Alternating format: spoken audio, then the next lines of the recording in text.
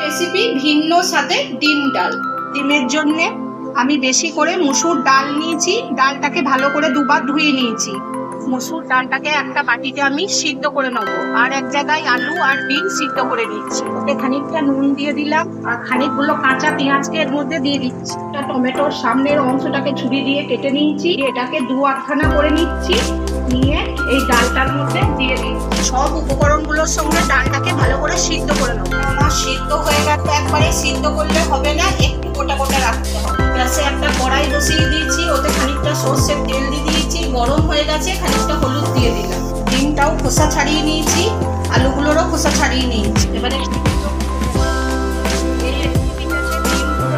বেশি করে ভাজতে হবে, নাহলে ভালো লাগবে।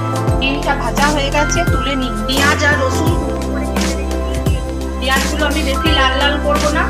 এই অবস্থায় আমি যে ডালের মধ্যে টমেটোটা সিদ্ধ দিয়েছিলাম সেটা এর মধ্যে দিয়ে দেবো। টমেটোটাকে পেঁয়াজ রসুনের সঙ্গে ভালো করে দিয়ে নিই। ওর মধ্যে খানিকটা হলুদ দিয়ে দিলাম। একটা পেস্ট বানিয়ে রেখেছি, জিরে, ধনে, কাঁচা লঙ্কা, আদা, এটা দিয়ে দেবো।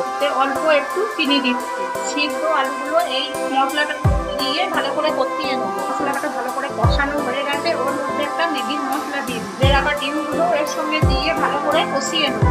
উপকরণগুলোকে একসঙ্গে ভালো করে কষিয়ে নেবো। মানে সাথে যে মুসুর ডালটা সিদ্ধ করে রেখেছিলাম সেটা দিয়ে দিলাম। সিদ্ধর সময় আমি নুন দিয়েছিলাম, ওই জন্য এখন আর নুন দিলাম। অল্প একটু রুম টেম্পারেচারে জল দিলাম। তাতে খুব বেশি জল দেওয়া যাবে না, আর ডালটা একটু এরকম গোটা রাখতে হবে। এই ডাল ডিমটা খেলে আর অন্য কোনো ডাল খেতে ইচ্ছা করবে না। একবার বানালে বারবার বানাতে ইচ্ছা করবে। ডাল ডিম আমার একদম রেডি, কিন্তু ঠান্ডা হয়ে গেলে আরো ঘন হয়ে যায়। তোমাদের এই রেসিপিটা যদি ভালো লেগে থাকে তাহলে অবশ্যই আমার চ্যানেলটিকে সাবস্ক্রাইব করে দেবে। আর যারা চ্যানেলটিকে এখনো সাবস্ক্রাইব করো না, তারা অবশ্যই চ্যানেলটিকে সাবস্ক্রাইব করে দাও। সে থাকা বেল আইকনটি প্রেস করে দিও, নতুন নতুন ভিডিও ছাড়ার সঙ্গে সঙ্গে পেয়ে যাও। আজকের জন্য বিদায় নিচ্ছি, টাটা।